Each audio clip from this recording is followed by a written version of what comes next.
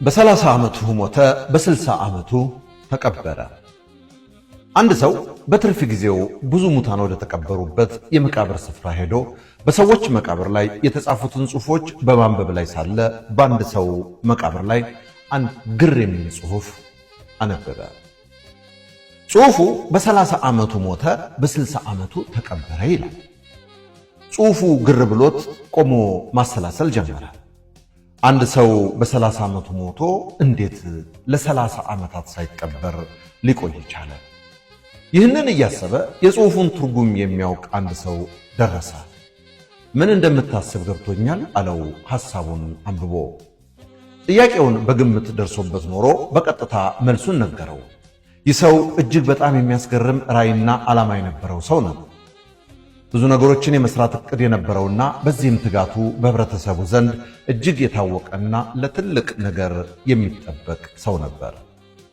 ልክ 30 ዓመት ሲሞላው በተለያዩ ውጣ ውረዶች በማለፉ ምክንያት ተስፋ በመቁረጥ ዓላማውን ሁሉ ትቶ ከርታታ ሰው ለመሆን በቃ። የሚቀጥሉትን 30 ዓመታት እንዲሁ በየቦታው ሲንቀዋለል ነው ያሳለፈው። ካለምንም ዓላማ የጽሑፉ ትርጉም ይህ ነው።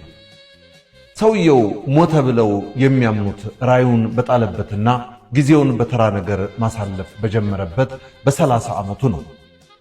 በአካል ቢኖርም ሞቷል ነው አባባላቸው። ልክ በ60 ዓመቱ ታሞ አካላዊ ሞትን ሲሞት ያን ጊዜ ተቀበረ ማለታቸው ነው። በአካል መኖር ብቻውን ኖሯል አያስብልም ነገሩ።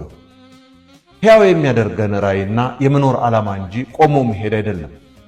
ቆሞ ለመሄድ በአራት እግር ሆነ እንጂ አህያም ይሄዳል። አህያ ግን የሰውን ሥራ ከማቅለሉ ውጭ የራሱ ራዕይ የለውም። ስለሌለውም የሌሎች ባሪያ ሆኖ ይኖራል። በሰው ራዕይና ዓላማ የለሽ ሕይወት ሳይሆን ሞት ነው። ዓላማ አልባው ሰውም ለመቀበር ነፍሱ ከሥጋው እስክትነጠል ይጠበቃል እንጂ ሙትማ ሙት ነው። ሰውን ሕያው የሚያደርገው ሕልሙ ነው የሚሉ ይመስላሉ ጸሐፊው። ልክ ነው። ዓላማ ያለው ሰው መሆንና በዓላማው የሚጸና ሰው መሆን ሁለት የስኬት ቁልፎች ናቸው። ስኬታማ ሰዎች ባለ ራዕይ ናቸው። ለራዕያቸውም ታማኝና ጽኑ ናቸው። ለፈተናም ሆነ ለየትኛውም ነገር በቀላሉ እጅ አይሰጡም። እጅ አለመስጣታቸው የሕያውነታቸው ምልክት፣ የስኬታቸው ጠቋሚ ነው። ከዓላማ ውጭ የሚኖር ሕይወት ከሕይወት አይቆጠርም። ዓላማ ቢስ ወይም ከባለ ራዕይነት ወደ ዓላማ የለሽነት የመጣ ሰው ኖሯል ለማለት ከባድ ነው።